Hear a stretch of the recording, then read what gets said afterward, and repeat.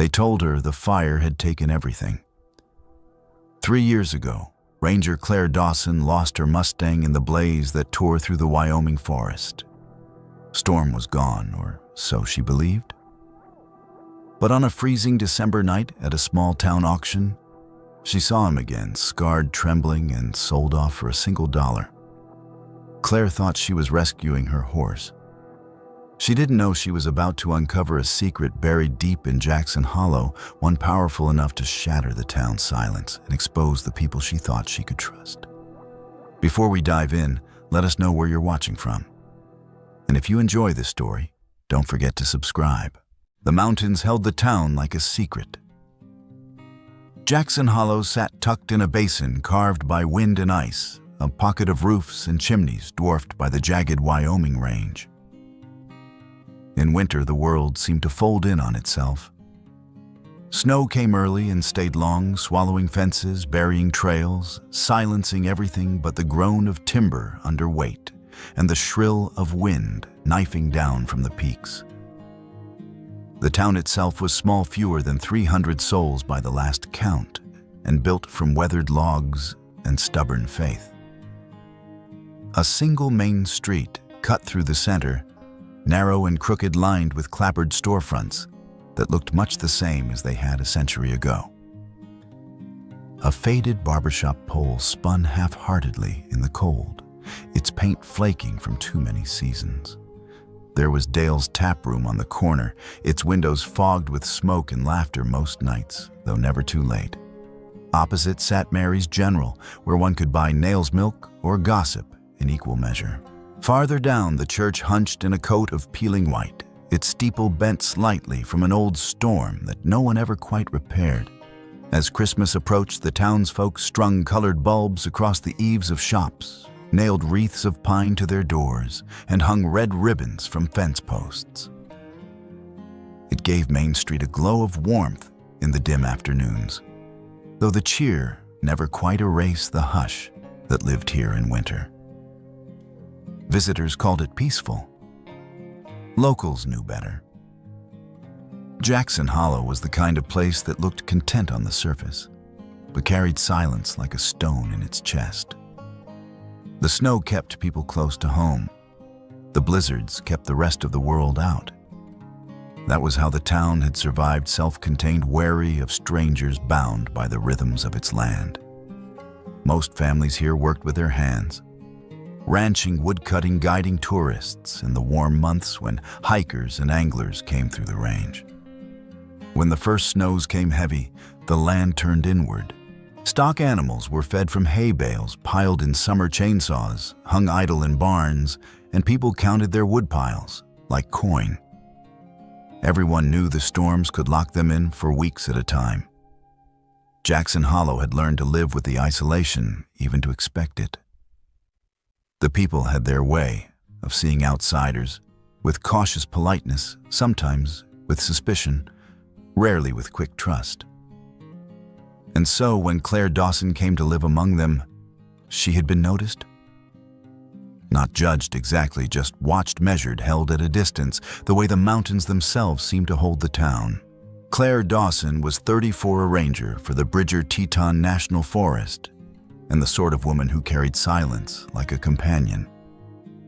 She was tall and lean, her frame hardened by years of hiking ridges and carrying packs through snowfields. Her face bore the weather of long days outside, skin tanned and freckled, a jawline sharpened by wind. Her eyes were hazel, but most people remembered them as steady more than their color, steady in a way that made you feel both safe and unsettled. She tied her dark brown hair back tight, not out of vanity, but because loose strands annoyed her when the wind kicked up. Her cabin stood on the edge of the forest, 2 miles outside town, along Black Pine Road. Built from pine logs, darkened with age, it had a rock chimney that leaned slightly and windows that rattled when the wind pressed hard.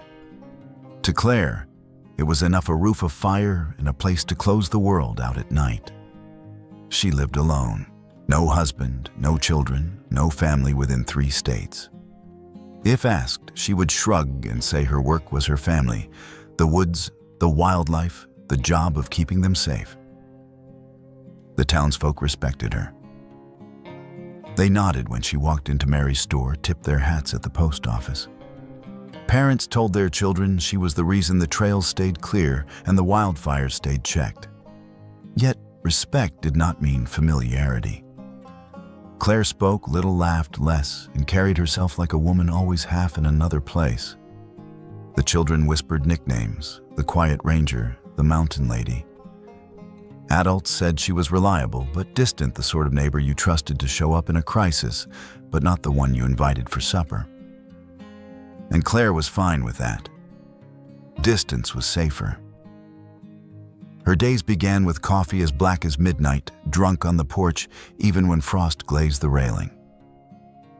She logged her patrols in a weather-beaten notebook, the handwriting? Neat, the notes sparse, but exact. Afternoons often found her out on the ridgelines with binoculars checking for smoke or stray hunters. Evenings, she sat by the fire with a book, though more often than not, she found herself staring into the flames, caught in thoughts she couldn't read her way out of. It wasn't that she disliked people. She simply lived with a grief that never loosened its grip. 3 winters earlier, she had found the Mustang. Or perhaps it had found her. Storm was his name. He was coal-black, wild-born, one of the untamed herds that roamed the Wyoming basins, a creature of muscle and defiance. Claire had come across him during a patrol when she heard thrashing in a gulch and discovered him tangled in an illegal snare meant for elk. His flanks were lathered in sweat, his nostrils wide with panic, his hooves bloody from the struggle. She had spoken to him as she cut the wire, calm, steady, letting her voice do the work her hands could not. When the trap gave way, Storm collapsed into the snow, too exhausted to run.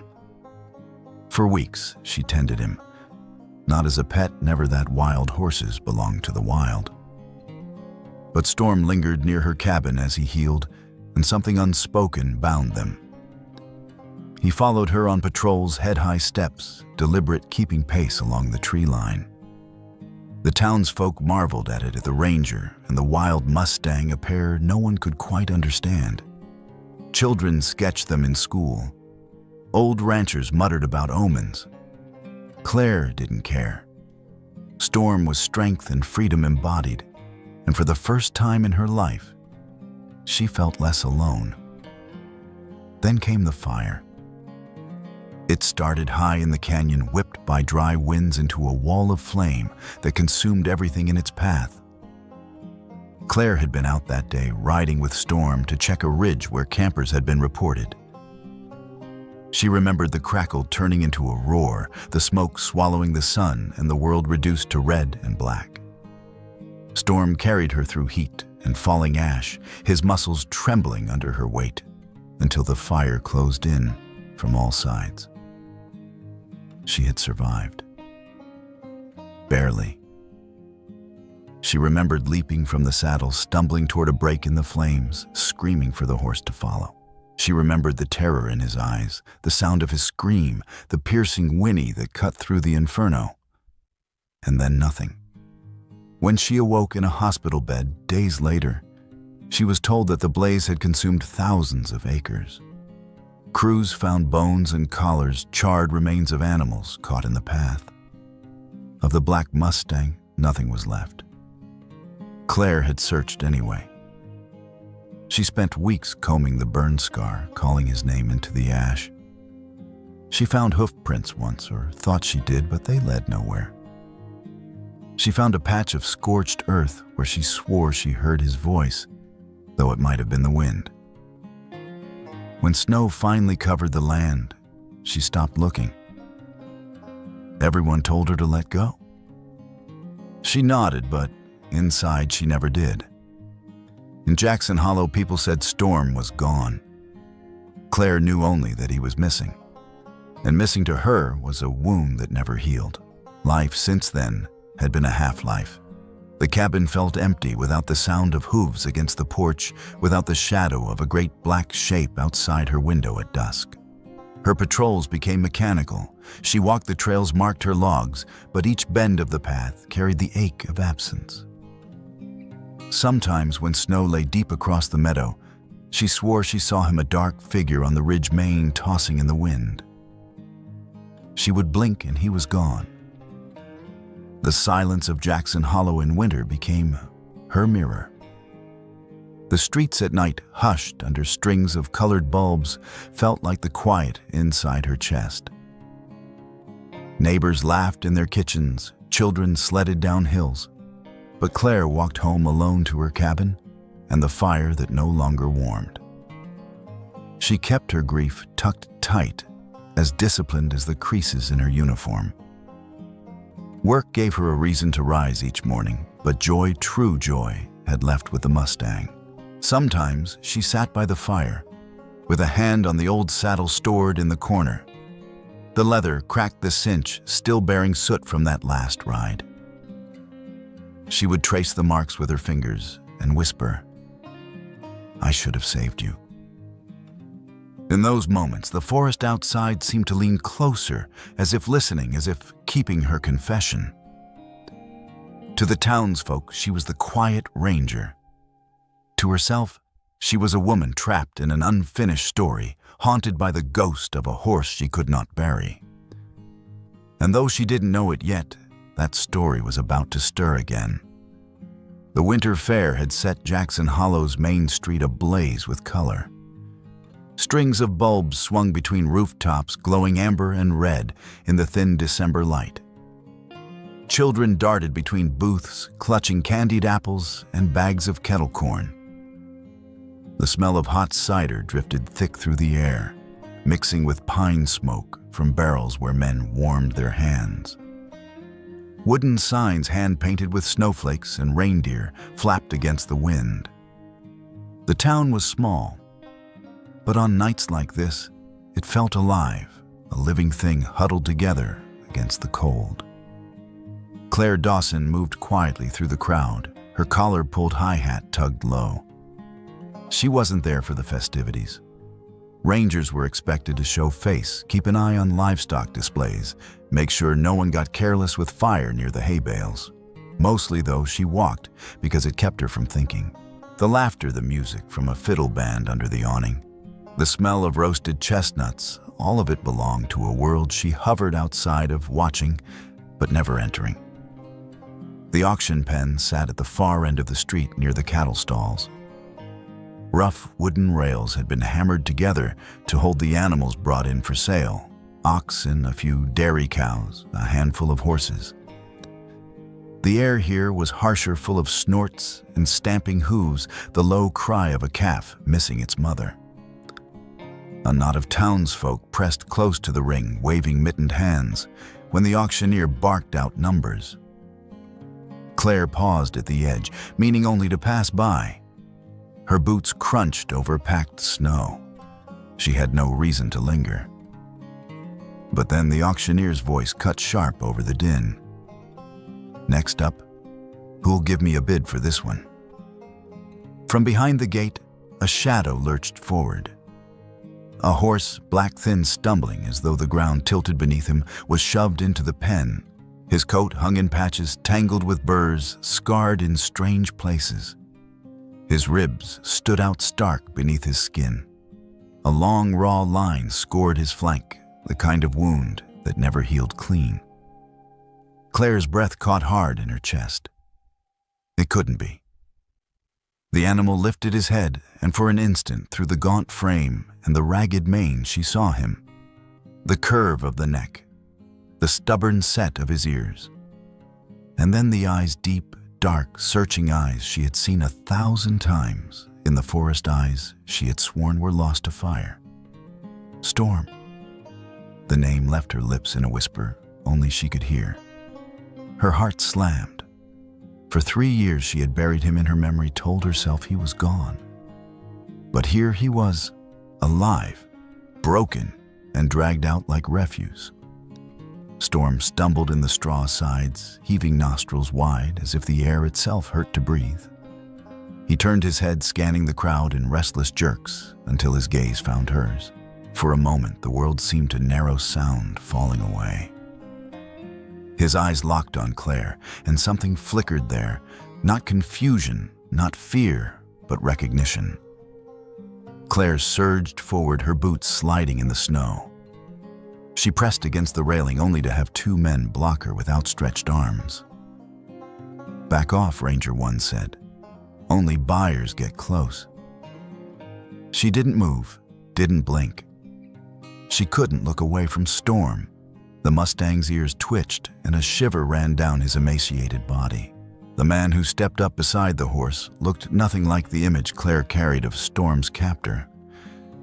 He was just a rancher, middle-aged, thick around the middle layers of flannel, straining against his belly.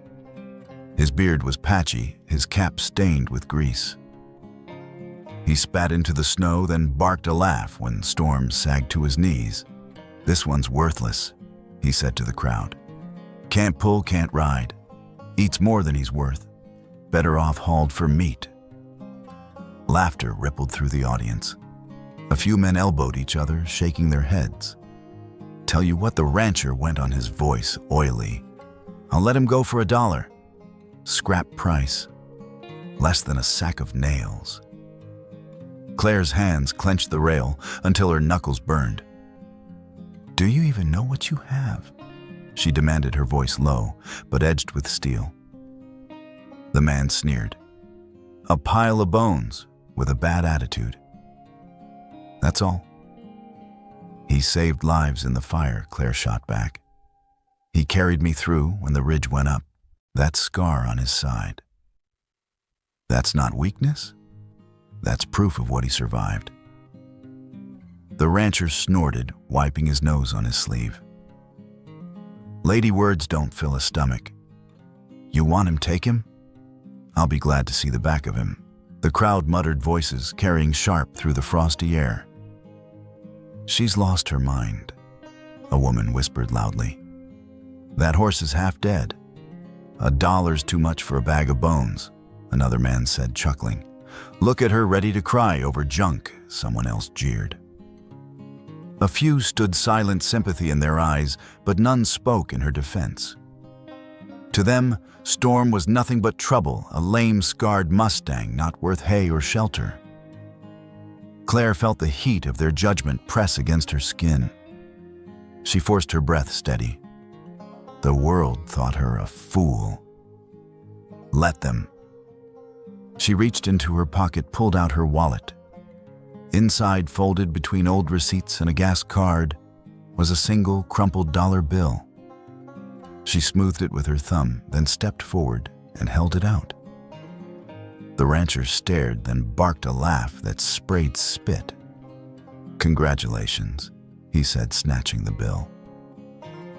"You just bought yourself a corpse."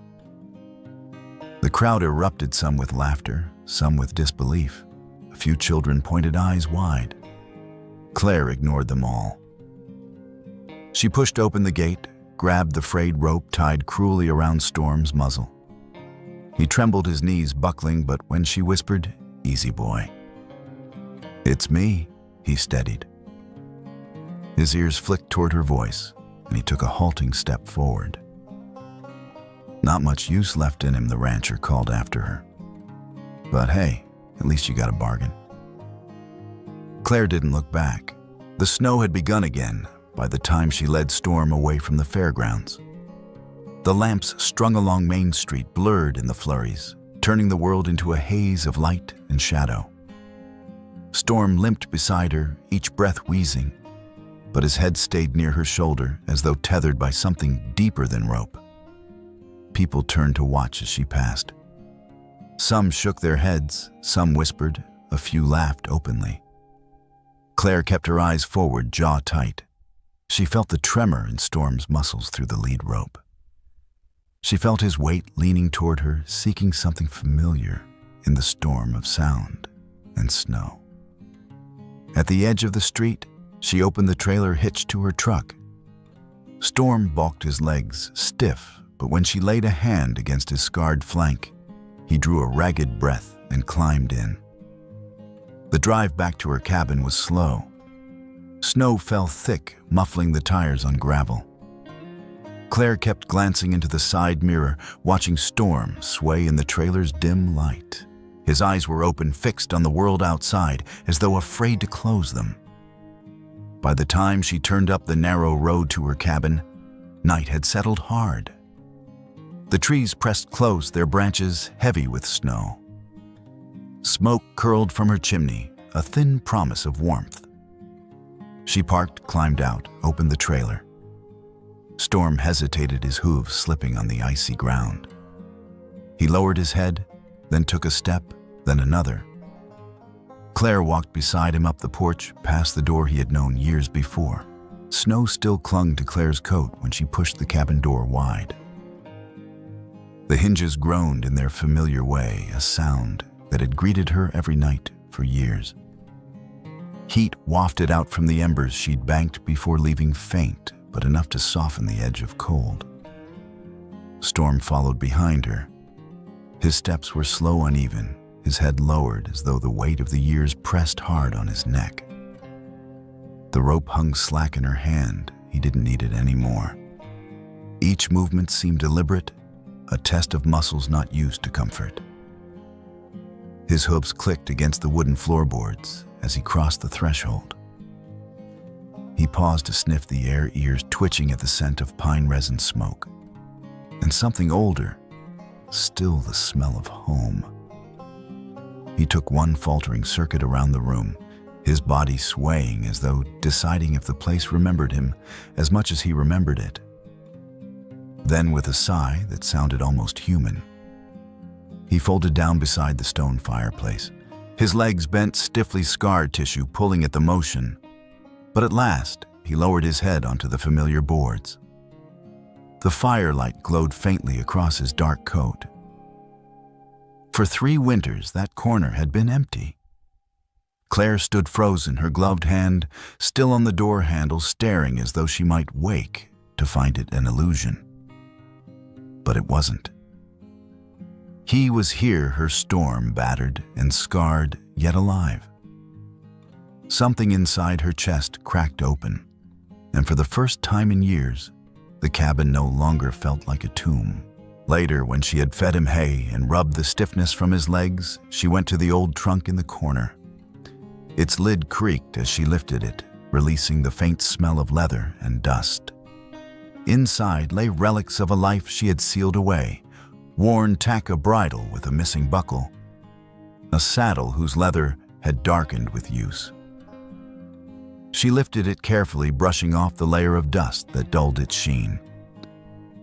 The saddle was marked with scars of its own scratches, from branches, indentations, from years of riding, a faint scorch on one flank where ash had once settled.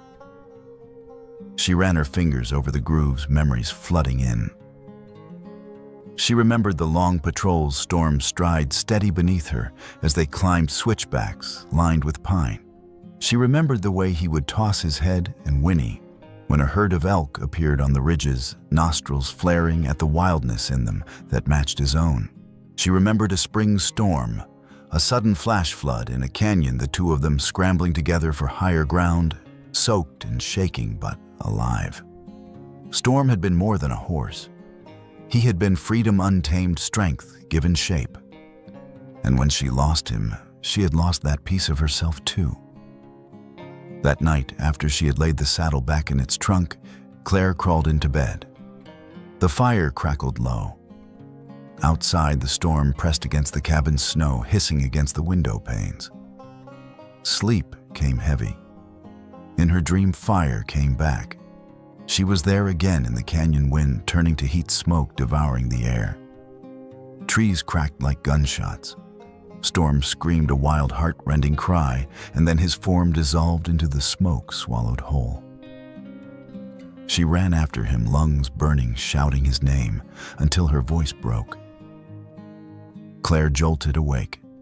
The room was dark shadows, thick across the ceiling beams. Her nightshirt clung damp with sweat. She pressed a hand to her face, shuddering. Her throat rasped with a whisper, "I should have saved you." Beside the hearth, Storm shifted in his sleep, a low groan vibrating in his chest. His ears twitched as if he had heard. Morning brought a knock at the door. Claire blinked into the pale light, surprised. Few people came out this far without reason. When she opened it, Margaret Hayes stood on the porch, cheeks flushed red from the cold. She balanced a basket in her mittened hands, a folded blanket draped over one arm. "Good morning," she said, slightly out of breath. "Thought you could use something warm.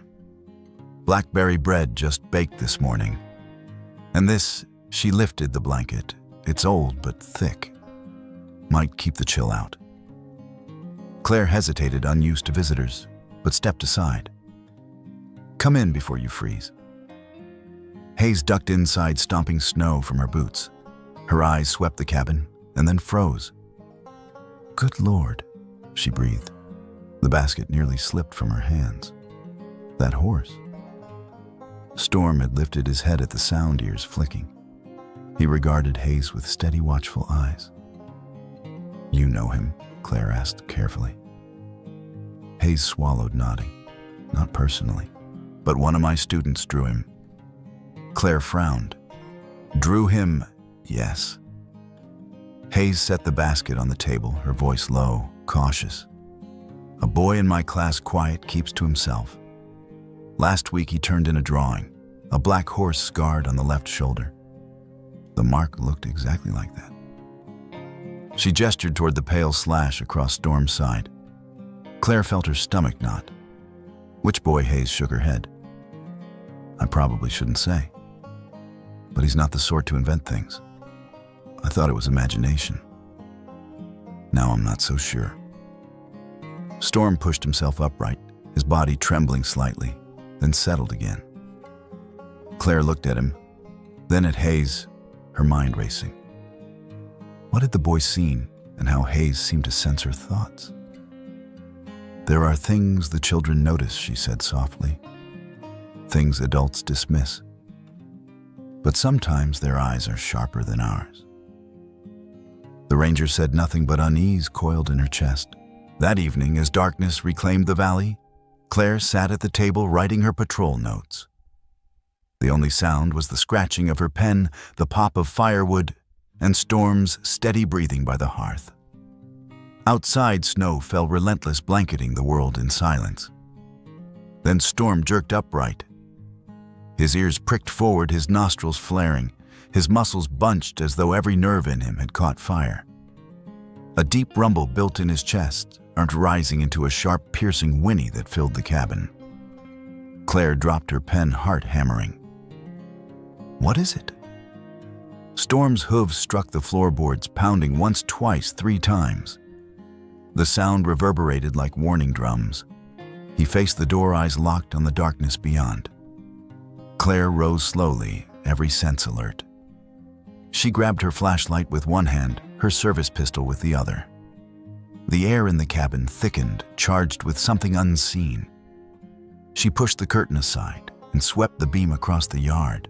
Snow gusted sideways, flakes flashing white in the light.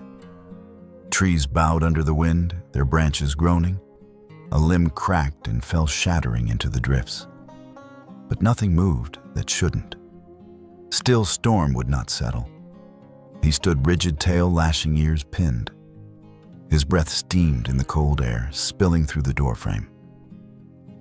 "Easy," Claire murmured, stepping to his side. She pressed her palm against the strong arch of his neck, feeling the tremor there. "Shh. It's all right. I'm here." But even as she whispered, she knew it wasn't all right. Storm wasn't spooked by wind or trees. He had scented something human perhaps, or something he remembered. A smell that didn't belong in the wilderness. The Mustang's body trembled, not in fear, but in readiness, the way soldiers stiffen before battle. Claire's eyes scanned the night, but she saw nothing. And yet the certainty coiled in her gut. Cold and heavy Storm's return was no accident. His scars told of more than fire. His warning tonight was more than nerves. Something had followed him back into her life. Something dangerous. She closed the door and slid the bolt of the weight of the lock, feeling far too thin between them and the dark. Storm lowered his head at last, though his ears stayed sharp. His body blocked the door, as if to guard her. Claire laid her hand on his shoulder, her voice quiet but steady. "Whatever's out there, we'll face it together." And though the cabin was warm with firelight, a chill settled in her bones that the flames could not drive away. The morning sky was clear, though thin clouds promised more snow by nightfall. Claire set out as she always did, boots crunching through the brittle crust, breath pluming white. Storm moved alongside her, his gait uneven, but stronger than it had been days ago. Each step seemed to pull life back into him, muscle by muscle, stride by stride. She had planned to take the South Ridge Trail, a path she knew by heart, but Storm resisted. The Mustang tossed his head, tugging the reins toward the east. His ears pinned forward, his chest heaving as if some scent had caught in his lungs and refused to leave. Claire frowned, tugging lightly back. "What is it?" she muttered. Storm pulled harder, a snort bursting from his flared nostrils. His eyes were wide, focused on something unseen. Claire hesitated, then sighed. "Fine. Lead the way." They left the familiar trail and followed the line of abandoned tracks that cut through the outskirts of town. Soon the landscape shifted. Snow-swallowed fences weeds pushed through broken asphalt, and rusting rails vanished into shadow. Ahead, looming over the white drifts, stood the old freight warehouse. The building had squatted there for years, ever since the timber company folded and left the valley. Its roof sagged, its walls streaked with rust. Weeds bristled through the cracked pavement around its foundations. Tattered posters, rodeos, campaign slogans from a decade ago peeled from the walls. The place breathed neglect. Storm halted a few paces short, nostrils quivering. His ears twitched violently, hooves stamping at the frozen ground. A low sound rumbled in his throat, a half snort, half growl. Claire's chest tightened. She laid a hand on his neck. "You know this place," she whispered. The Mustang jerked his head toward the heavy doors. His body trembled with tension. The door resisted at first. The wood had swollen from years of moisture, warped against its frame. Claire shoved a shoulder against it, grunting, but it didn't budge. Storm stepped close, shoving his weight against the panel with a sharp snort. Together, they forced it open, hinges screaming in protest. Inside was darkness. The air was thick with the smell of oil, gasoline, and horses' sour sweat layered with manure long dried. Claire clicked her flashlight on. The beam sliced through shadows, revealing stacks of wooden crates shoved against the walls. Thick rope bindings bit into their edges, rough and stained. She stepped closer. Stray hairs clung to the fibers, horsehair unmistakable. She bent fingers brushing the coarse strands, and her stomach turned. On the floor, the dirt was scuffed with drag marks, long, heavy trails where something had been pulled, resisted, fought. Hoof prints pressed into the grime, jagged with panic, mixed with the tread of boots. "Jesus," she breathed. Her light found the far wall, and her pulse jumped. A map of Jackson Hollow had been tacked there, paper curling with damp. Red ink marked circles across it, the school, the church, the train yard, the community center that had burned last year. Each pin stabbed like a wound. Claire raised her phone and snapped photos quickly, her fingers shaking. Storm stomped the ground behind her, his ears flattened, teeth bared in a low squeal. He struck the floorboards with his hoof once, twice, 3 times, as if demanding she look. She swung the beam to where he pointed. A crate sat, half hidden in the shadows. Its lid was gouged with a symbol, an ugly hooked curve carved deep into the wood. Claire froze. Her eyes darted to Storm. His scar glimmered in the flashlight, puckered and twisted across his shoulder in the exact same shape. A brand. She staggered back, bile rising in her throat. "That wasn't an accident," she whispered. Her hand hovered near the scar on his hide, her voice breaking. "They marked you. Like property." Storm's breath came ragged, his sides shivering. He pawed at the ground, striking the crate again, as though trying to crush it into splinters. Claire's pulse roared in her ears. The map, the crates, the brand. None of this was random. That evening, she pushed open the door of Dale's tap room and the old wooden bar on the corner of Main. The air inside was stale with smoke and fried grease, the dim light softening years of scuffed floors and scratched tables. A handful of men hunched at the counter, their voices carrying over the clink of glasses. Claire spotted Jed Hawkins in his usual place, a corner booth near the wood stove. He was 70 if a day, wiry shoulders slumped under a worn canvas coat. His face was cut with lines deep as canyons, his eyes milky from too many winters and too much whiskey. She slid into the booth across from him. "Jed." He blinked, then grunted. "Ranger Dawson. I need to ask about the old rail yard," she said quietly. For a moment he said nothing, only took a long swallow from his glass. Then his voice rasped low. "You don't want to be asking. I already am." His eyes flickered toward the bar, then back. He leaned closer, his breath sharp with liquor. "Trucks," he whispered. "Black ones, no plates, engines running cold. Come nights when the snow's thick. They don't park under lights. They don't make noise. But they're there." Claire's stomach knotted. "What do they carry?" Jed's smile was bitter. "That's the question, ain't it? What needs to move in shadows, never in daylight. Not hay, not lumber, not anything clean. Why haven't you told the sheriff?" Jed's laugh was horse ugly. "Boone knows, always has. Told folks to keep their noses out. And we listened. Best we could. You'd do well to do the same." His glass clinked against the table, ending the conversation. Claire sat back, her heart pounding. Boone knew. The words echoed in her head all the way home. The next morning, Claire stood in the classroom of Jackson Hollow Elementary. The smell of crayons and chalk hung in the air, bright against the gloom of her thoughts.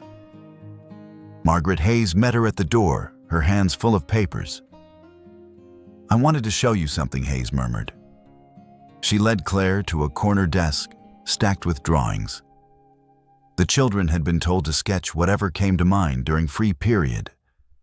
What they produced made Claire's chest tighten. Black trucks, angular and menacing, sketched in dark crayon. Rows of cages. Horses penned behind slats. A long, peaked roof building that looked far too much like the warehouse she'd just stood inside. One drawing in particular froze her. At the bottom, scrawled in jagged letters, "Don't tell." The words had been scratched out with a thick red line, as if erased in fear. Claire swallowed. Where would they see this? Hayes' eyes were troubled. I asked myself the same. They don't invent these things, Claire. They draw what they see, what they overhear. They tell the truth the only way they can. Claire ran her fingers over the paper, the wax crumbling faintly under her touch. Fear had shaped those lines. Fear that was real. That night, back at the cabin, she spread the photographs across the table. The map from the warehouse, the marked crates, the children's drawings, every thread tangled into a web she could no longer ignore. Storm stood beside her, his breath steady, but his body taut. Now and then, he turned toward the door, nostrils flaring, catching scents Claire couldn't detect. His scar caught the lamplight like a brand of fire. Claire stared at the pieces until her eyes blurred. Jed's warning, Boone's silence, the hook-shaped mark carved into wood and flesh, the black truck slipping in under snow. The terrified hand of a child scrawling words he wasn't supposed to write. She touched Storm's neck, feeling the warmth beneath her palm. "They thought you'd disappear," she whispered. "But you survived. And now..." Her throat tightened. Now the truth is coming for them. Storm's ear flicked at her voice. Outside, the wind rose, rattling the shutters. The Mustang lifted his head high, and Claire felt the same certainty pulse through her veins that the battle wasn't over. It had only just begun. The storm came, like a living thing. Wind howled across the valley, rattling the shutters on Claire's cabin. Snow hurled itself against the roof and walls with the violence of thrown stones, whistling through the cracks of the eaves. The world outside vanished, swallowed in white. The radio on her counter buzzed with static before the dispatcher's voice broke through blizzard warning. All residents remain indoors until further notice. Repeat, remain indoors. Claire moved to bar the door, tugging the heavy beam into place. She had survived storms before. The only way through was to ride them out, keep the fire fed the roof patched, and wait. But then the call came. The radio hissed again. A man's voice, high and uncertain, spoke over the line. "This is Harry from the diner. I was closing up when I heard it. Sounded like a child crying, out by the old rail yard. I swear I heard it over the wind. I didn't see anyone, and I can't go back out there in this blizzard. Somebody should." The voice broke into static. Claire froze. A child, out there in this. She glanced at Storm. He was already pacing, the cabinier's prick tail lashing. His body moved with restless urgency, hooves clattering against the boards. He let out a low, guttural whinny, circling the room like a caged animal. When Claire stepped toward the door, he stomped hard once, twice, as if commanding her. "You heard it too," she murmured. The Mustang's eyes burned with intensity, fixed on her, as if to say, "We can't wait." Claire pulled on her ranger's coat. Thick wool lined with fur, strapped her pistol at her hip, slung a coil of rope across her shoulder. She shoved spare blankets into her pack. The wind shrieked as she opened the door. But Storm surged forward without hesitation, chest squared against the gale. Claire followed her voice, swallowed by the storm. "All right, partner, let's go." The world outside was chaos. Snow slashed sideways, each gust a whip against her cheeks. Drifts had already swallowed the road, rising to the wheel wells of her truck. She tried driving first headlights, cutting only a few feet into the swirling dark, but the tires spun useless in the deepening snow. Cursing under her breath, she abandoned the truck, pulled the emergency lamp from the cab, and swung onto Storm's back. He moved slowly, muscles straining, but every step was deliberate. Claire could feel the power beneath her, even through his weakness, the determination to keep moving. He angled his body against the wind-broad chest, breaking a path shielding her from the worst of it. She tucked her face against his mane, eyes narrowed against the sting. Every breath filled her mouth with frost. Branches cracked overhead, bowing under the weight of ice. The beam of her lamp swung wildly, catching only glimpses of the way ahead. Bent trees, white dunes, fences half buried. The storm reduced the world to a tunnel of light no wider than a horse's stride. Yet Storm pressed on, steady as bedrock. Claire found herself whispering into the dark, "If it were just me, I'd never make it. Not tonight." The horse's ears twitched at her voice, though he did not falter. By the time they reached the outskirts of the rail yard, Claire's legs were numb from cold. She dismounted stiffly, leading Storm through the bent chain-link gate. The yard stretched before them ghostly in the swirling snow rows of abandoned boxcars. Their paint peeled, their wheels frozen in place. The warehouse loomed behind them, its silhouette a crooked shadow in the storm. The wind carried faint sounds, scraping, clanging, the eerie groan of metal under strain. But beneath it, Claire heard something else. A hiccuping sob. She raised her lamp, sweeping the beam across the snow. At first, she saw nothing. Then Storm jerked his head toward the far wall, ears pinned. He moved ahead, hooves crunching against the ice, until he stopped at a sheet of corrugated tin leaning against the warehouse's base. Claire followed. The beam caught movement. Something small curled against the wall. A boy.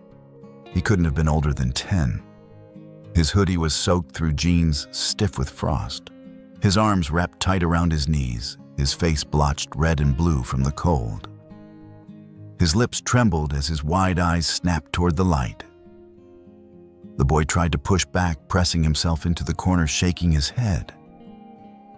But Storm moved first. The Mustang lowered his head, nostrils flaring, and let out a sound so low and soft it was almost a hum. The boy froze. His eyes darted from Claire to the horse. Slowly, hesitantly, one trembling hand reached out. His fingertips brushed Storm's tangled mane. The Mustang stood perfectly still, warm breath curling over the child's skin. The boy let out a shaky sigh. The sobs ebbed. Claire knelt, lowering the lamp so the light fell gently over them. "It's all right," she said, voice steady. "You're safe now. I'm here." The boy's eyes brimmed with tears, but he nodded faintly. Wrapped in one of her blankets, his voice came, halting words sticking in his throat. My name's Dylan. Dylan Carter." Claire tucked the blanket tighter around him, holding the lamp steady. "All right, Dylan. You're going to be fine." He shook his head violently, tears spilling. No, they'll come back. They'll find me." "Who?" Claire asked softly. The men with the trucks, black trucks." His voice cracked, breaking into hiccups. "They told my dad. If he didn't help them, they'd take me away. They'd hurt me." Claire felt her blood go cold, colder than the storm itself. "What kind of trucks, Dylan? What did they make your father do? I don't know." His voice dropped to a whisper. "Boxes, heavy boxes," he said, not to ask. "But I heard them talking. They said the sheriff knows. He lets them." The words punched through her like a blow. Boone. It fit. Jed's warning, the map in the warehouse, the children's drawings. Now here was proof from the mouth of a child. Dylan pressed his face into Storm's neck, his voice muffled. "I ran when they said my name. I thought they were coming for me. Storm, he found me. He saved me." Claire's eyes burned, though, from cold or anger, she couldn't tell. She stroked the boy's hair gently. "You did the right thing, Dylan, and you're safe now. I promise." Getting him home was the hardest part. Claire boosted Dylan onto Storm's back, then climbed up behind him, wrapping her arms tight around his frail body. She held the blanket close over his chest. Storm shifted under their weight, then squared his shoulders, snorting steam into the frozen air. "Take us home, boy," Claire whispered. The Mustang stepped into the storm. Each stride was measured, careful but unyielding. His hooves broke through drifts, his massive body cutting a shield against the wind. Dylan pressed against his main eyes, shut tight, while Claire murmured encouragement into his ear. The storm howled around them, lashing their faces, but Storm moved as if some inner compass guided him, never faltering, never straying. Hours seemed to stretch in the blinding's white, until at last, yellow light shimmered ahead, a lantern glowing in a window. Margaret Hayes's house. Hayes opened the door before Claire could knock. Her eyes widened at the sight of Dylan, cradled in Claire's arms, his lips pale, his body trembling beneath the blanket. "Good heavens," she gasped, rushing forward. "Bring him in quick, inside warmth, wrap them like a quilt." Hayes pulled another blanket from the sofa, tucking it tight around Dylan's shoulders, then hurried to the stove, pouring cocoa into a mug. "Drink, sweetheart," she urged, pressing the cup into his hands. "You're safe now." Dylan's teeth chattered as he sipped, but color began to return to his cheeks. Hayes looked at Claire, eyes demanding answers. "He said his father was forced to work for them," Claire said quietly. "Said the men drive black trucks, and that the sheriff knows." For a moment, Hayes said nothing. Then her face paled eyes, flicking away, as though afraid the walls themselves might be listening. "I've seen the drawings," she murmured. "Children sketching trucks, cages, things they shouldn't know. I wanted to believe it was just imagination. But maybe." Her voice trailed. Outside the window, Storm stood in the snow, his coat-drenched steam rising off him in the porch light. He didn't shiver. His head was high, his eyes glowing with something fierce and certain. Claire looked at him, her throat tight. "You led me to him," she whispered. "And to the truth." The Mustang stamped his hoof once against the ice, as if to answer. The next morning dawned with a brittle, deceptive calm. The blizzard had spent itself in the night, leaving the streets of Jackson Hollow coated in a crust of ice and snow that glittered beneath a pale sun. The air was quiet, almost too quiet, the kind of stillness that makes every sound stand out sharper than it should. Claire tightened the scarf around her neck and made her way toward the elementary school. Storm followed reluctantly, at her side hooves crunching the hard snow. She had tied him near the fence, but even as she entered the building, she could feel his watchfulness behind her, like a steady heartbeat in the background. Inside, the corridors were warm and smelled faintly of chalk and crayons. Children's voices drifted through closed doors, spelling lessons recited, multiplication tables, the occasional burst of laughter. It should have felt safe.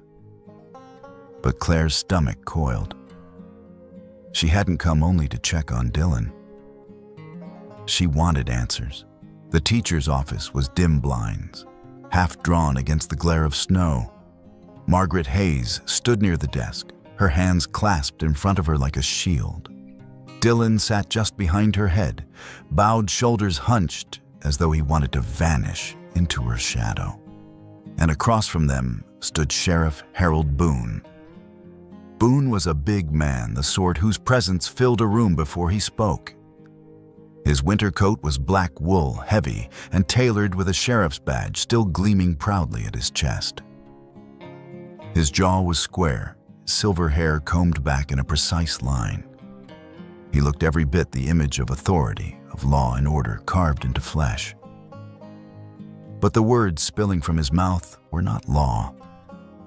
These drawings, Boone was saying, his voice low but sharp. The trucks, the barns, the cages, none of this belongs in a classroom. They are children, Margaret. Children invent stories. If you allow this nonsense to circulate, you'll spread panic, fear. We can't have that. Hayes shook her head, her voice tight with emotion. Sheriff, they didn't invent these things. They drew what they've seen, what they hear whispered at night. They're trying to tell us something. Boone's eyes narrowed, his lips curving into something that was not quite a smile. Children are impressionable. Adults should know better than to fan the flames of their fantasies. The room thickened with silence. Dylan's small hand clutched at Hayes' sleeve. Claire's breath slowed, her anger coiling into a sharp point. She stepped through the doorway, boots striking the wood floor like gunshots. Boone turned his head at the sound. His expression flickered, something unreadable quickly smoothed into practiced calm. "Ranger Dawson," he greeted, his voice too warm to be sincere. Good to see you here."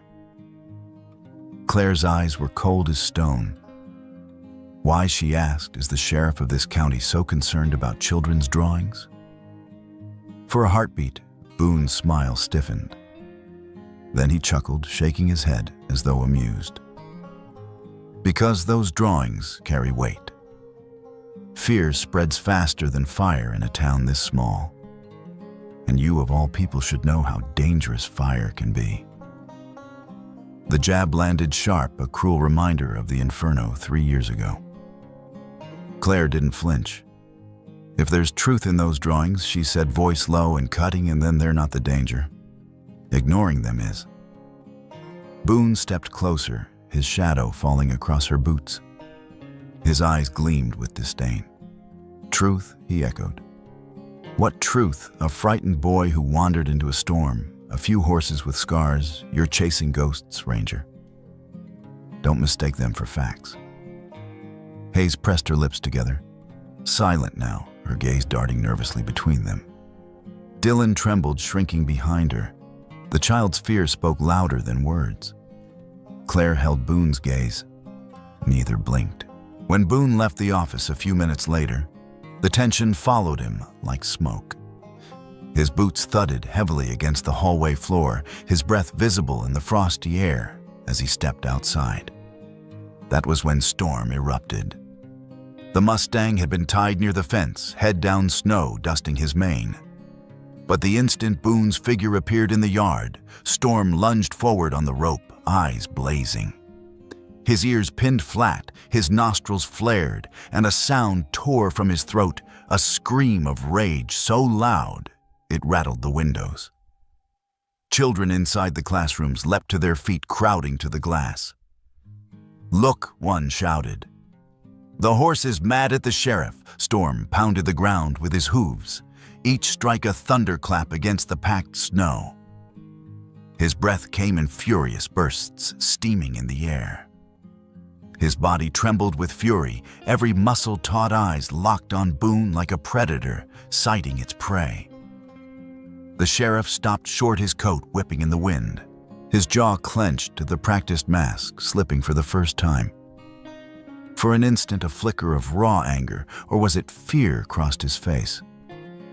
That animal, Boone, growled, his voice carrying sharp across the yard, should have been shot years ago. Gasps rippled through the children at the windows.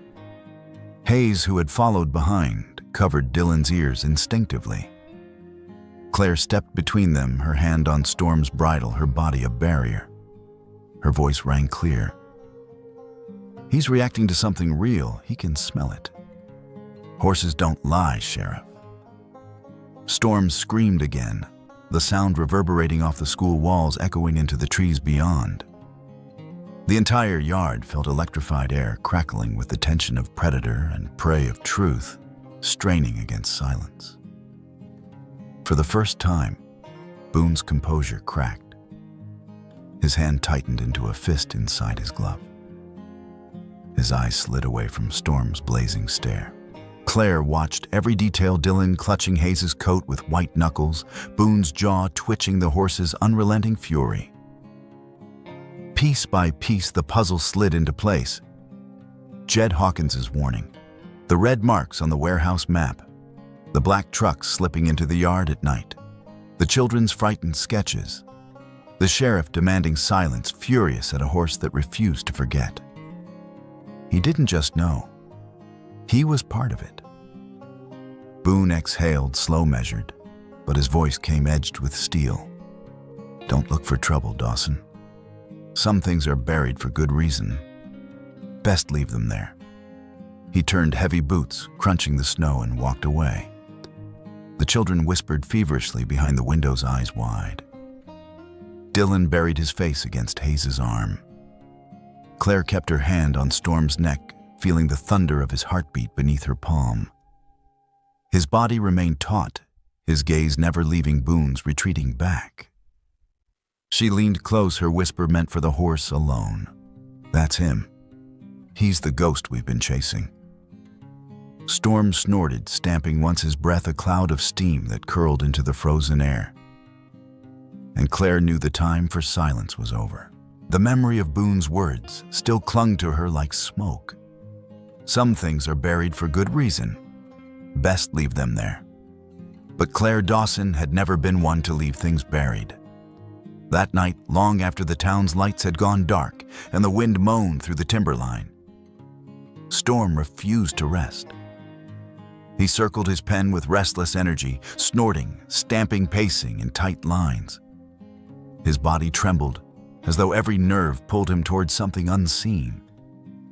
Claire stood by the gate, lantern in hand, her breath frosting in the frigid air.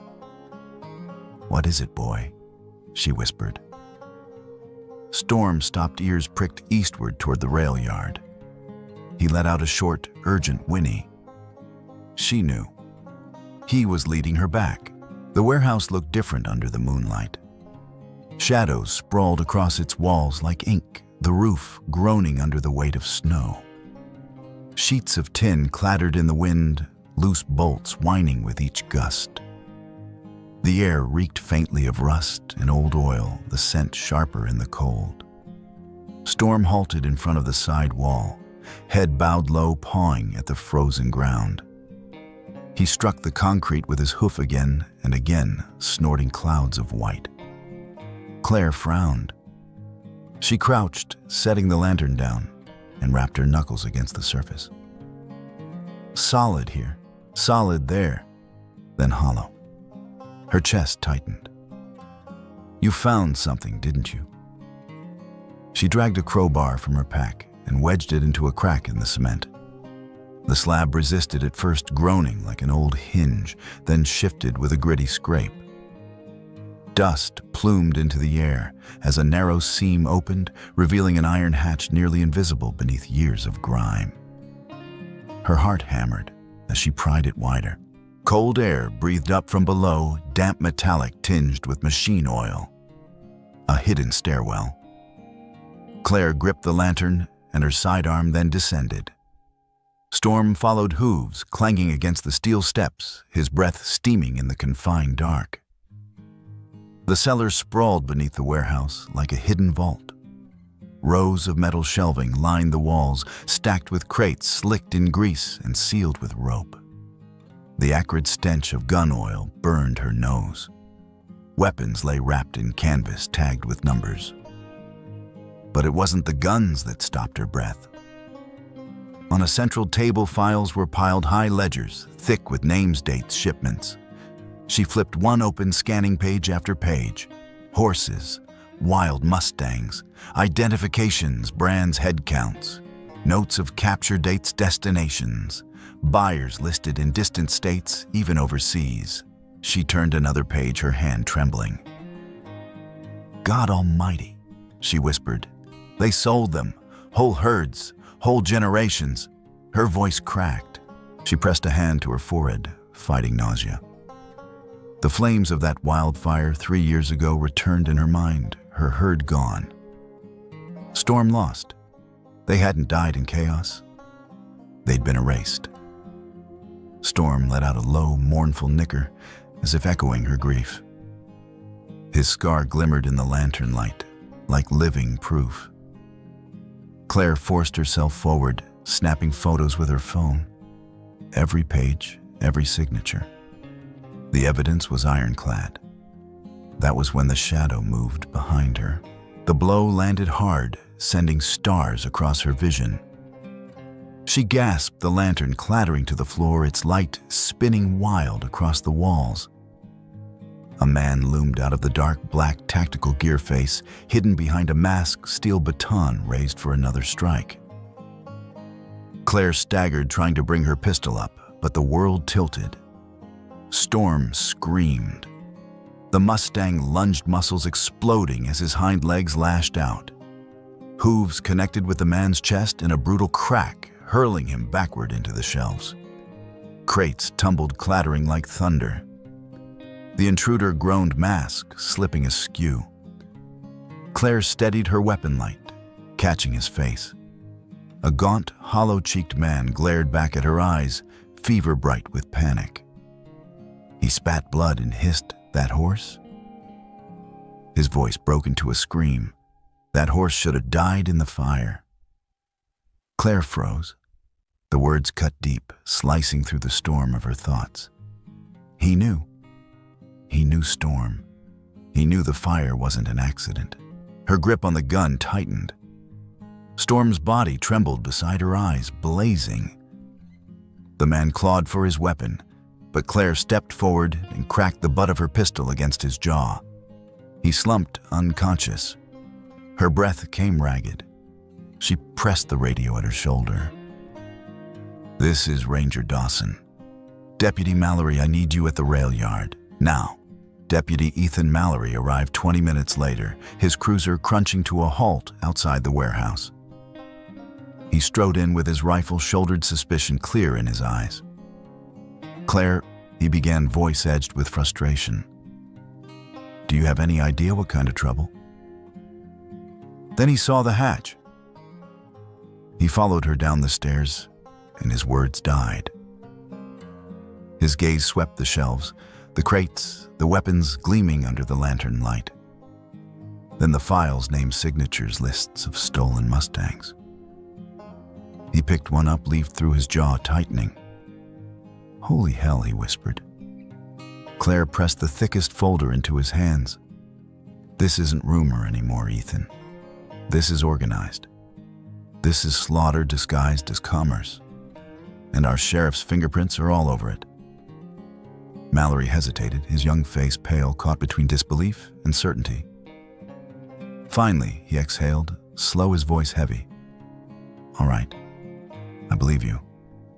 From now on," he looked her in the eye, nodding once, "I'm with you." Behind them, Storm snorted, stamping a hoof against the concrete as if sealing the pact. By dawn, the evidence filled the back of Mallory's cruiser. Files stacked in boxes, seized weapons tagged and bagged. The unconscious intruder sat cuffed in the holding cell by the time Claire entered the precinct. She and Mallory spread the documents across the desk, comparing them against state records. The pieces fit too perfectly. Shipments of captured Mustangs, transport dates matching reports of missing herds from the Bureau of Land Management. Signatures on clearance forms, forged except for a handful. Those bore identifiers only someone within law enforcement would know. Mallory's face darkened as he traced a line with his finger. Only a sheriff would have access to these codes. Only Boone.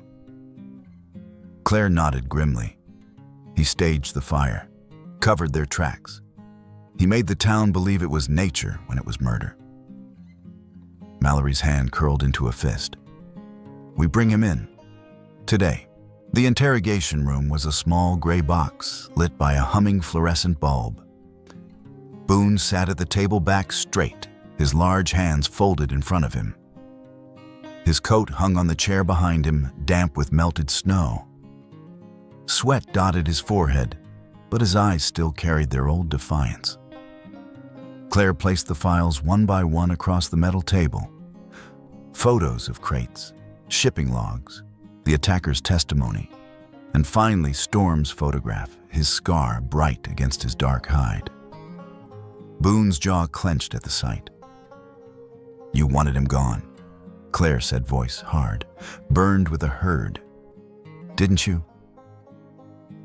The sheriff's nostrils flared, but he said nothing. Mallory slid a clearance form across the table, tapping the corner with one finger. "This is your code, Harold. Your signature. These records put you inside that warehouse 5 times in the last year." The silence stretched until it snapped. Boone exhaled heavily, shoulders sagging. At first, he muttered it was just a favor. Helping a friend move stock, no questions asked. But the money, the promises. It got bigger.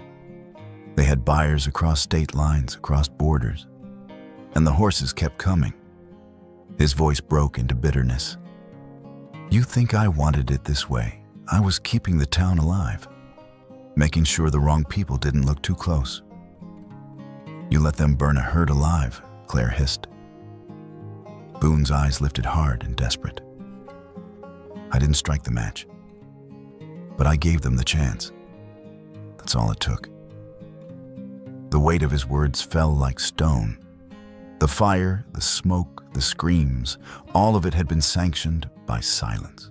When Storm was led past the interrogation room window later that afternoon, Boone's facade cracked entirely. The Mustang stopped turning his head toward the glass, his dark eyes locked on the sheriff's. Silent, unyielding. Boone paled his composure, unraveling. He looked away, muttering under his breath, voice thick with dread. That horse, it survived. It'll bury us all. Claire stood, her voice firm, ringing in the sterile room. No, he survived to prove that truth doesn't burn, not even in your fire. Mallory scribbled the final notes into the report, his expression grim. Boone sagged back into his chair, defeated, the strength gone from his frame. Outside, Storm lifted his head to the winter sky and let loose a ringing whinny, the sound rolling across the yard like judgment. The walls of silence that had bound Jackson Hollow for years were cracking at last. By morning, the cold had sharpened into glass. News moved even faster than the wind through Jackson Hollow, slipping under doors and across countertops, leaping from porch to porch, the way frost creeps along window panes. The Gazette hit Stoops with a thud at dawn, front page black, with a headline that seemed impossible, even as people read it aloud over coffee. Sheriff Harold Boone arrested, evidence found in hidden cellar Mary at the general store. Read the lines twice, then a third time, mouthing the words as if repetition might change them. At Dale's tap room, men who'd worked with Boone on search parties and parade routes set their mugs down with careful hands. Mothers paused outside the school scarves, halfway to their children's chins. The story fell over the town like fresh snow, soft and suffocating, beautiful and terrible at once. Thought he was keeping us safe, a rancher murmured outside the hardware store, steam curling from his mouth. Turns out he was only keeping himself safe. If not for Claire and that horse, someone answered, we'd still be in the dark. We'd still be feeding the lie. People shook their heads. Some swore. Some cried. The first shocks bled into something heavier, disappointment, then resolve. Silence had kept Jackson Hollow intact for a long time. Today, something else held it together, the stubborn agreement that things had to change. Boone left the precinct between two deputies, his wrists pinned with steel. He looked less like a figure of authority and more like a man who had fallen through the ice and could not find the hole again. His boots slid on packed snow. His eyes, once so sure, could not settle on anything. A crowd gathered without planning to. They simply found themselves standing there, woodcutters with sawdust still on their sleeves, shopkeepers in aprons, a pair of teenagers in puffy coats, the mail carrier with a canvas bag thumped to her hip. Angela Carter stood near the edge, arms wrapped around her son so tightly he squeaked. Dylan's cheek pressed against his mother's coat, eyes wide, not quite believing daylight could hold this much truth. Boone paused at the top of the steps. He opened his mouth as if to speak, but no words came. Someone in the crowd spat. Someone else turned away. Most said nothing. That quiet was the town's verdict.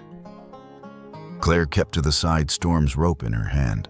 The Mustang exhaled breath, pluming in the air, and watched Boone with a predator's stillness. Beside Claire stood Deputy Ethan Mallory, jaw set, the muscle in his cheek ticking. He'd signed the paperwork with a hand that trembled for only a second, then steadied. "Never thought I'd be the one to put cuffs on him," he said under his breath.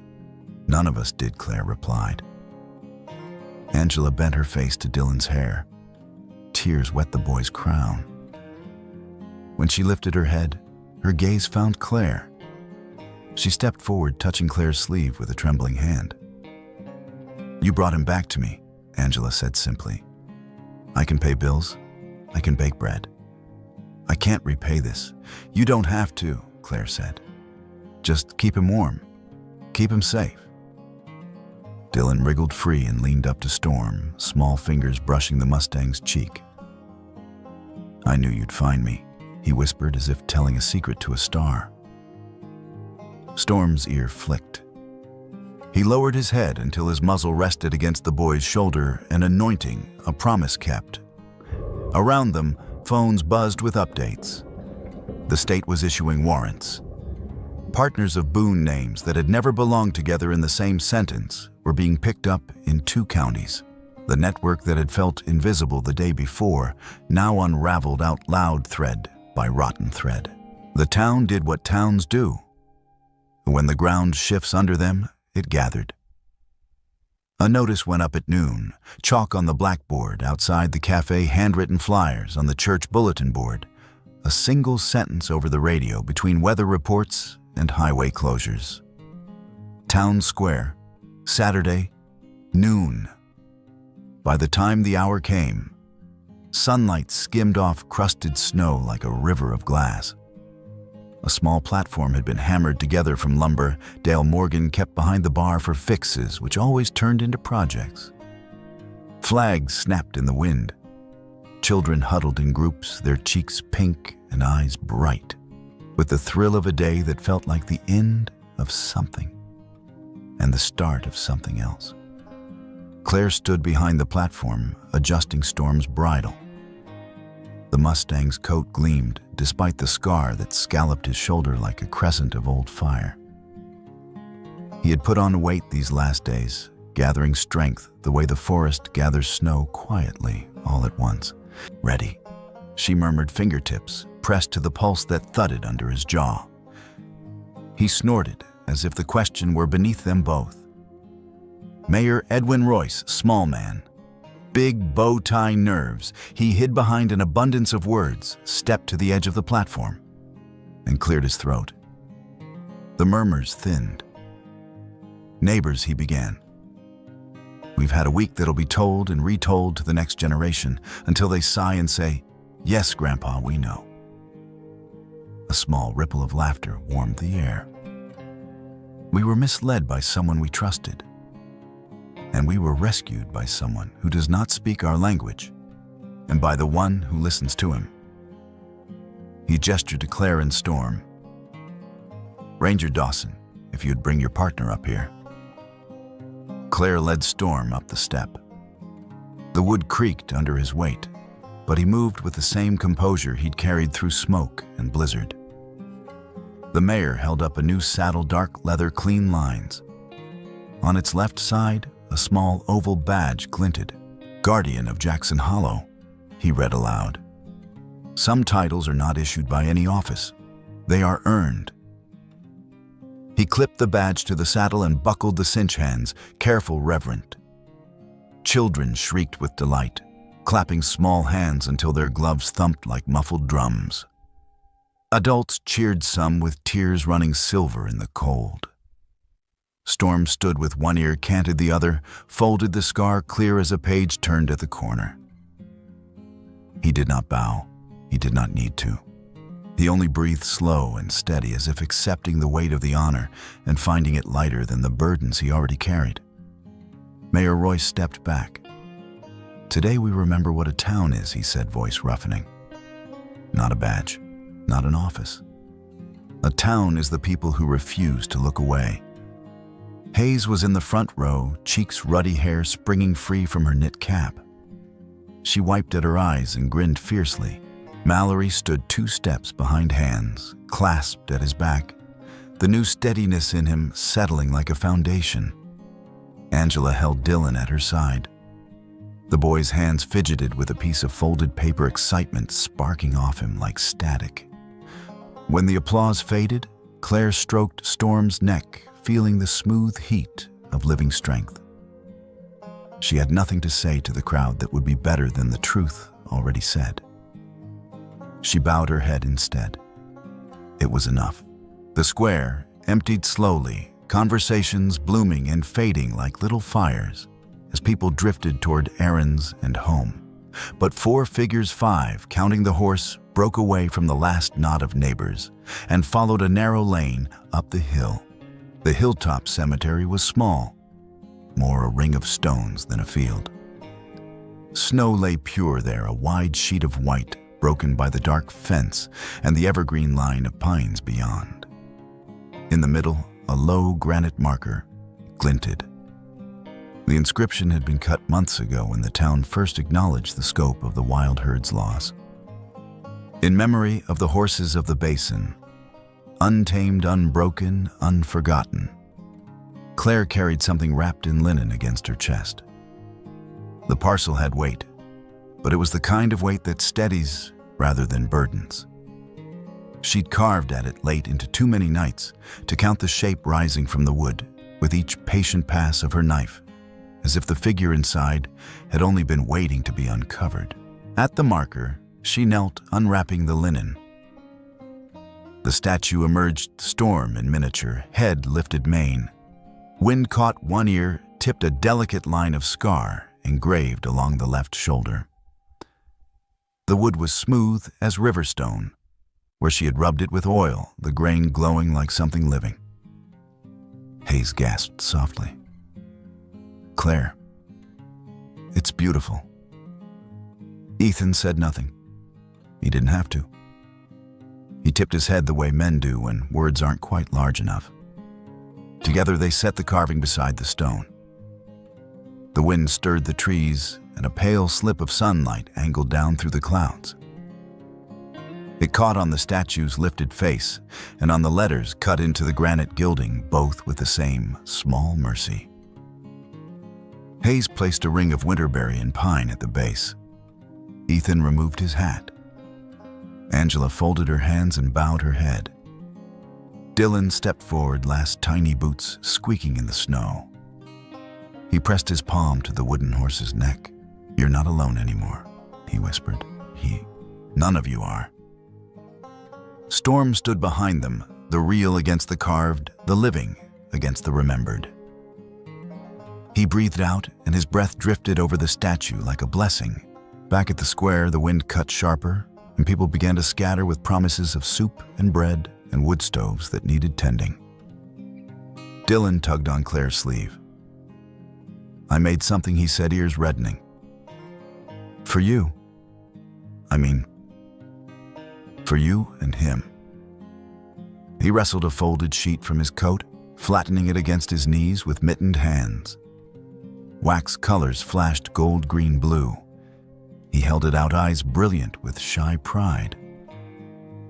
Claire took the drawing carefully, as if it might shatter. A sun poured itself over a row of small houses and a single tall pine. In the middle, a woman with hair pulled back sat a black horse with one bent ear, and around them people held hands, stick figures, yes, but unmistakably townsfolk. At the bottom, in large, uncertain letters, Dylan had written, "You, Storm, and our whole town." Her throat tightened. The page blurred, then sharpened as she blinked the wet from her lashes. She crouched so she could look him in the eye. "Family isn't only blood," she said softly. "It's what we choose to protect." Hayes's hand found Claire's shoulder. Ethan nodded that simple final nod that meant, "I hear you, and I agree, and I will be here." Dylan smiled so hard his eyes nearly disappeared. Days later, the weather broke. The sky was a clear enamel bowl, cloudless and cold enough to make teeth ache. Snow squeaked under hooves. The mountains stole the breath from the horizon, again blue and indifferent the way they had been before and would be long after. Claire saddled Storm in the pale morning, the new badge on the saddle catching light in small, stubborn flashes. She checked the cinch twice out of habit, patted his neck, and swung up. They took the northern trail, the one that cut toward the ridgeline, and then wound back along the edge of the basin. The world felt newly drawn, the lines cleaner, the colors truer. Storm moved with a stride Claire recognized and had thought lost, confident, measured, eager, without haste. The scar on his shoulder gleamed faintly under the winter sun. His ear tipped and flicked, listening, always listening. The pines breathed their resin into the air. A hawk lifted off a fence post and spiraled upward, black against bluer than true sky. Somewhere, water murmured under ice, a secret that could not help telling itself. Claire inhaled. The cold slid down her throat like a tonic. For the first time in a long time, the space inside her chest was not filled with unsaid words and undone things. It was filled with wind and light and the steady rhythm of hooves on frozen earth. They crested the ridge. The town lay below chimneys, smoking roofs, shining the square a scuff of footprints and the faint suggestion of a platform already half buried by new snow. She thought of the boys who would grow into men who understood that silence can be a weapon. She thought of girls who would learn that truth once found feeds like fire. She thought of a teacher with a fierce heart, a deputy with a steadied hand, a mother and her son. She thought of the herd that had not been allowed to live, and the horse who had refused to die. Storm flicked his tail. Claire laughed, brief, bright, startled by the sound of it, as if it had come from a person she used to be. She leaned forward and scratched the place just behind his bent ear, the old tenderness returning to her hand as naturally as breath. "Let's see what we need to see," she said. "Let's make sure it stays better." They turned down the trail, the forest folding around them like a book that knows its reader. Tracks stitched the snow, a fox's neat embroidery, the heavy punctuation of elk, the long, thin signatures of rabbit and weasel. Storm read them all with his body, ears, and muscles, answering to a language older than maps. No gun spoke, no siren wailed. Somewhere along the valley's edge, a chainsaw started and stopped a sound that belonged to maintenance and winter chores, not to menace. The quiet was an honest quiet, not the kind that smothers. In it, justice did not thump its chest. It breathed steadily, like a heart finally freed of someone's hand. In the years to come, people would tell the story in a dozen different ways, some with more drama, some with more humor, some with better memory than others. They would argue over which night the storm had been worst, and whether the trucks had been 2 or 4, and exactly what color the badge on the saddle had gleamed. They would forget names and invent them. They would remember the feeling. And if someone asked how justice came to a place that had learned to love its silence, the old ones would lean back and say, "Sometimes justice doesn't arrive with sirens and steel. Sometimes it comes on 4 hooves with a bent ear and a scar guided by a woman who refused to look away. Sometimes it doesn't fire a shot. It keeps a promise." Storm was not merely the horse who lived. He was the ember that refused to go cold, the coal at the center of the ash that glowed until someone cupped hands around it and breathed. He was the witness that could not be intimidated, the story the fire failed to erase. And Claire, quiet, stubborn, Claire was the hand that carried that ember through the night. On a late afternoon at the edge of winter, if you stood on the ridge above Jackson Hollow, you could still see them, a woman and a Mustang, threading the white shrinking as the trail curved into trees. The sun would slip lower, burnishing the snow to brass, and the wind would comb the pines into a long, soft swoosh. The shapes would vanish, as all shapes do, into the patient green. But the sound would remain. Not the loud kind that breaks things, the tender kind that binds them. A breath. A hoofbeat. A town at last, remembering what it is. Thank you for staying with us until the end of this story. We'd love to hear from you. Share your thoughts in the comments below and let us know your favorite part. If you enjoyed the journey, don't forget to like, share, and subscribe to our channel for more captivating stories like this one. And don't miss out. Hit the notification bell so you're always updated on our latest content. Your support truly means the world to us.